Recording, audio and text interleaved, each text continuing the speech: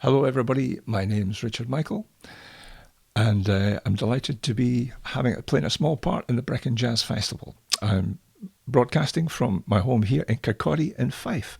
I'm a piano player, and I demonstrate the history of jazz piano, among other things. So, what is the history of jazz piano? I'm going to take this well-known tune, beloved of bebop musicians. You'll know that as the wheels on the bus. And I'm going to show you just a little bit how that could be played by some of the greatest jazz pianists that we know of.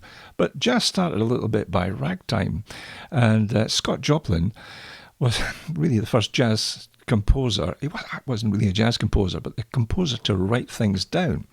And you got this rhythm.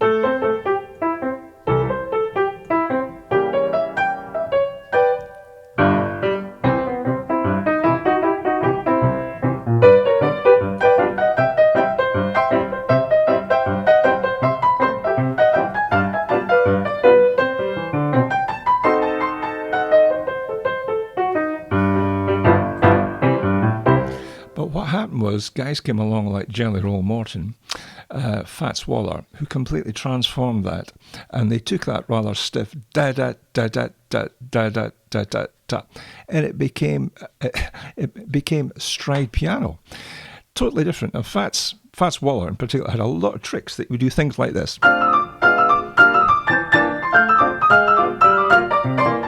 and in this left hand that played bass note and then chord. It's just amazing stuff. So, and the music sounded much more relaxed. So, like, here's how Fats Waller and these guys would have played it.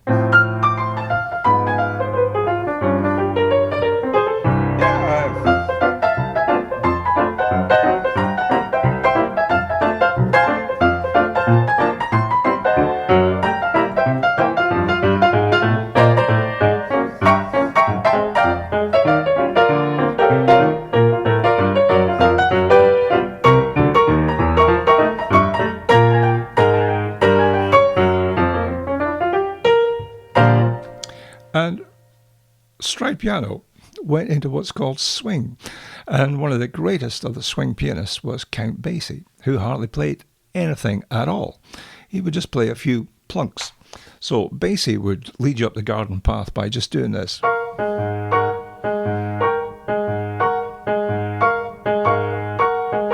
Yeah.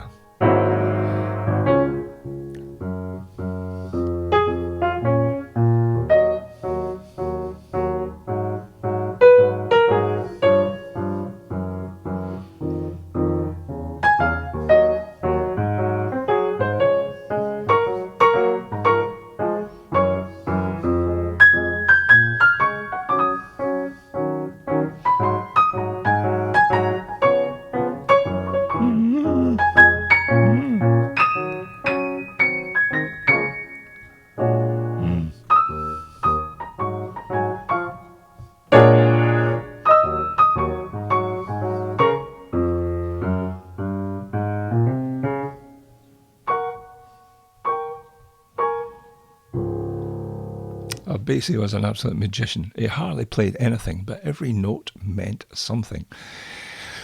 But from that swing feel, you went into bebop with Parker, Dizzy Gillespie, and Thelonious Monk.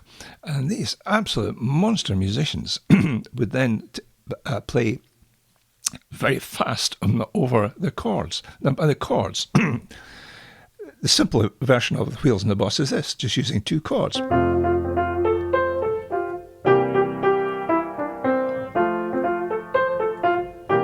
But these guys would do it like this.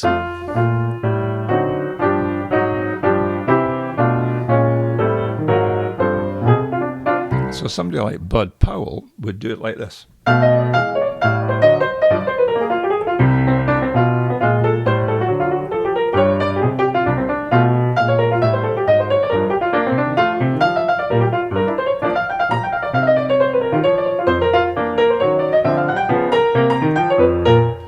And the music kind of went at this frenetic pace, and these guys had incredible chops, incredible technique. But emerging at the same time were pianists like Earl Gardner, who had a completely original feel altogether. And Gardner almost played like knuckles, but totally relaxed, like this.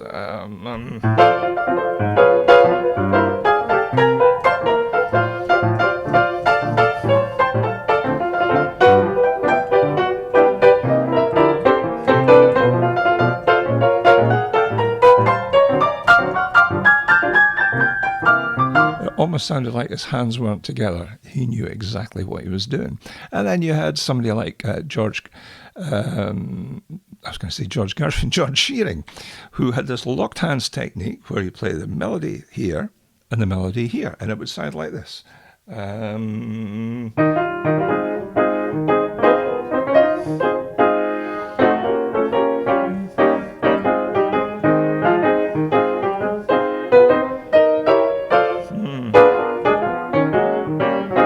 And it was a particular Shearing sound, but man, he did really well out of that.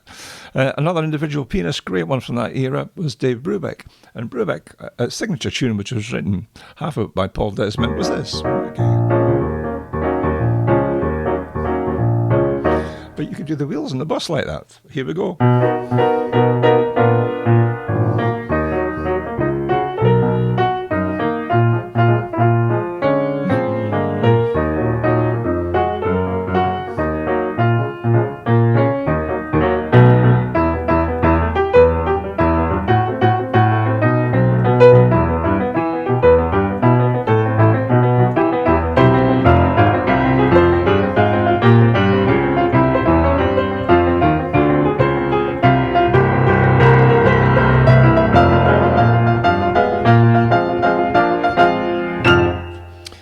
And moving swiftly on, you then had the emergence of modal jazz, and the wheels on the bus played with a kind of Miles Davis kind of blue feel, could sound totally different because it could almost float like this.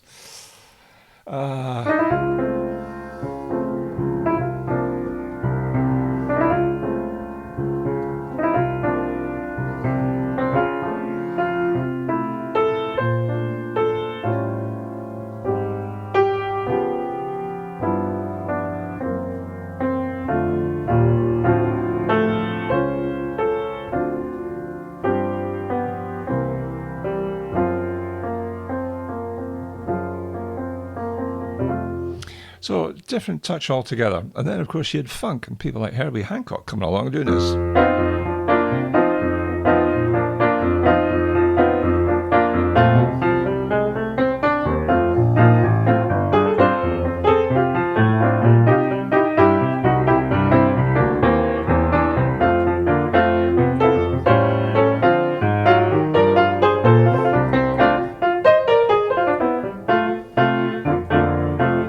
And from there, jazz has gone in so many, many different ways that I don't have time to tell you all about them. But if you want to hear any more, I have recorded them, and it's on this, The History of Jazz Piano, and this is on Bandcamp. My new CD, my 70th birthday present to myself, is called Contemplation. Contemplation is available on iTunes, Amazon, and also very soon I'm doing a virtual concert at the Edinburgh Fringe, and details of which you'll see here. I've got a GoFundMe campaign for that. So I'm going to finish off with playing just the wheels on the bus. Actually, how Bach might have done it. Let's see.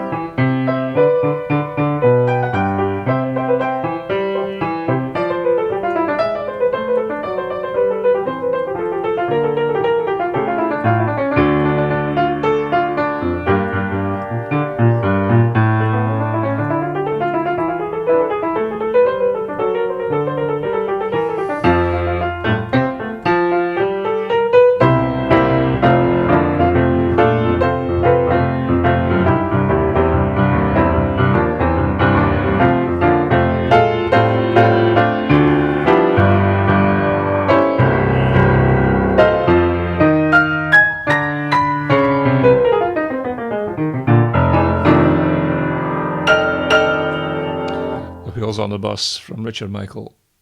Have a good weekend. Bye-bye.